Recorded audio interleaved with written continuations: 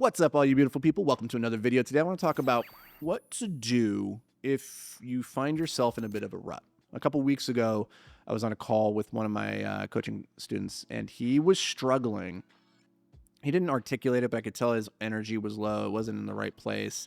And so I asked him some questions, and effectively what we got to is that life was really crazy right now. There's a lot of things that were changing in his life with, kids and physical health things, and then the business growing.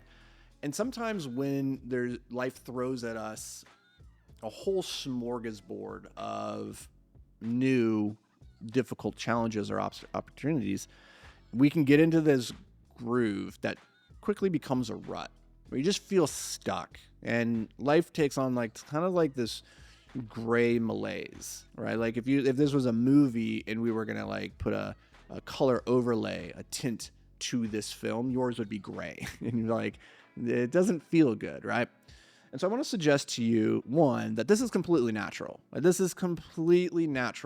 But if you want to succeed in business and entrepreneurship, or just being like a peak performer and operating at your best more often than not, then you have to figure out, how can you get your ass out of these ruts and as quickly as possible? I would say I still get into as many ruts as I did when I was younger. The difference is my ability to get out of those ruts is very, very high now. I can get out of those ruts in the span of an hour. As soon as I realize it, you could be in a rut in the span of an hour, right? Think about when you get into a meeting, and after 20 minutes, you're just kind of zoned out. You're not really present anymore. You're going through the motions, and your life in that moment, again, would it have a gray tint on it? Yeah, you're like, oh, I'm fine. I don't feel very good. You're in a rut. You're in a malaise.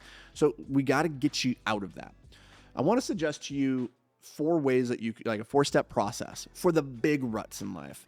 For those smaller ruts, go watch another video that I did recently where we talked about how to change your emotional, physical state through your biology, like how you can alter your psychological state through your physical. Go watch that first. What I'm talking about here now are the really big ruts. You're really in it. And this actually came as a result of learning this process for me. Came as a result of when I was probably 20 years old. I got dumped. A girl dumped me, and I was a mopey, starstruck lover. I was like, that was the one, poor woe was me, right? Like every 20-year-old who's ever had their heart broken, this is the worst thing that ever happened. She was the one. What do I do? And my dad let me wallow in it for a week. And then after 2 weeks, he looked at me and was like, dude, you are just a sad sack. He used those words. You're a sad sack. He's like, we need to get you out of this. So the very first thing that we did was he said, you need to go get away from this and go do something completely different that uses your body and distracts you. So I went, this was in the summer. So I actually went up to Mount Hood in Oregon to they have a glacier up there where you can ski year round. When I went skiing in the middle, I think it was May actually. And so the first thing that you got to do is you got to distract yourself. Now, psychology shows that there's really 2 primary coping mechanisms that people use. They use distraction or they use rumination. Interestingly, men tend to distract as a coping mechanism. Women tend to ruminate.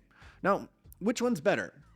Interestingly, you might think that distraction would not fare as well as rumination, right? Rumination is, we want to talk through it. We want to process the emotions of this thing. I just want to work through it, come to a conclusion, right? Whereas distraction is I am running away from my problems. He doesn't want to deal with the problems. He went off and he's now playing football with his bros, right?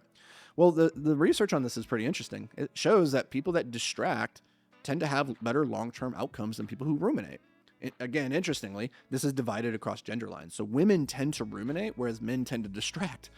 Now, I think the best place is to be in a mix of the two, where you ruminate a little bit, you talk through, you process the emotions, but then there comes a point where you are just spiraling and you're just digging the rut even deeper. So when you find that you are cycling back on the same terrain that you've already discussed, you've already processed, you've already ruminated enough, now you need to get out of that cycle. And the best way to get out of that cycle is just to completely remove yourself and distract yourself.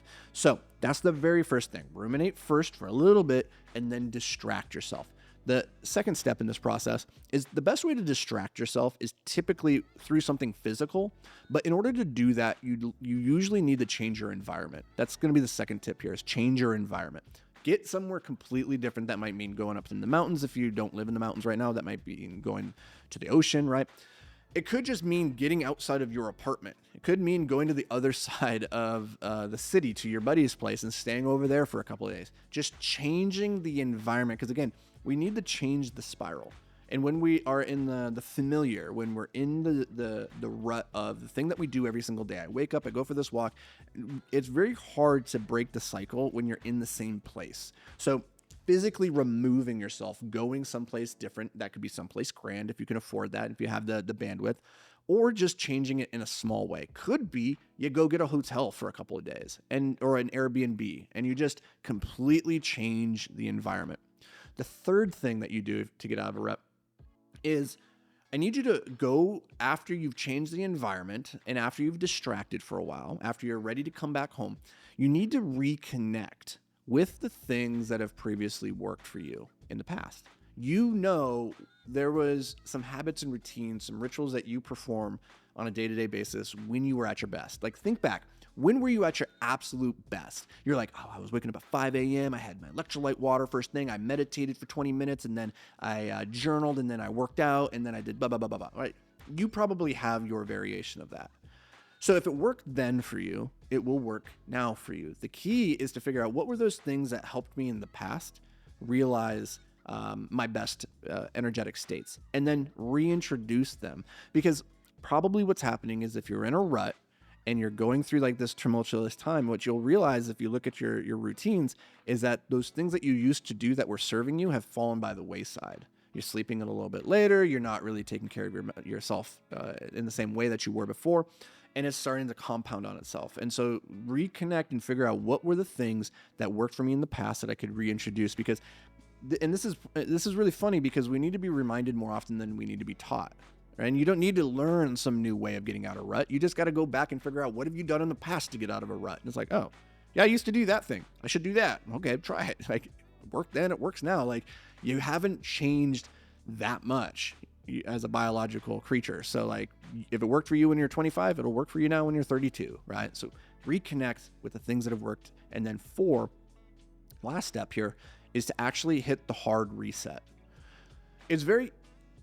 Humans really like to have like these lines in the sand, hard delineations, chapters. To be like closing the chapter, closing the book, put it over here, new book, right? That's why we have New Year's resolutions. End of the year, I'm going to start this year strong, or end of the quarter objectives, right? Like, we like to have these hard lines in the sand in the same way. It's like, I'll get that by the end of the week, or I'm going to start that diet next week, or I'm going to start that diet on September 1st. Most people never say very few people have ever said I'm going to start my diet on September 7th. Nobody's like, never come up, right?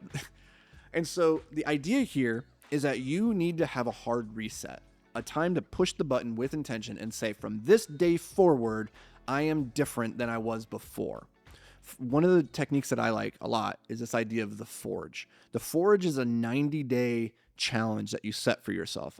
And you can do it at any point. You could start it on September 7th, but most people, they'll wait until the month end or the month beginning and say, for the next 90 days, I'm going to melt myself down and I'm going to recast myself. I'm going to go into the forge and I'm going to recast myself as a stronger alloy than I went in. And so that could be, for the next 90 days, I'm going to wake up every day at this time. That's earlier than I have ever woken up, and it's really uncomfortable. Or I'm going to get into the gym this many times over the next 90 days. Or I'm going to have this many hard conversations with loved ones or with strangers on the street, right? Whatever it is for you, having that hard line in the sand that you say, from this day forward, I'm not fucking around anymore. I think this is one of the reasons why 75 Hard is so popular. It's like a mental fortitude challenge where for 75 days you drink a gallon of water, you work out twice for 45 minutes a day outside, you read books or something like that. Like, I've never done it, but I think the reason it's so popular with people is because it's like 75 days, boom, I'm tracking it now. I'm different on day 1 of 75 Hard than I was the day before, because I drew a line in the sand and said, here's the thing that I'm doing. You need to have that for yourself to get out of the rut. You need to say, I'm closing the chapter on this story. I'm moving to the next chapter, or that book is done. I'm done being a sad sack. And for me, taking the example of that breakup, I came back from that and I said, you know what? I'm not the person I was before that anymore.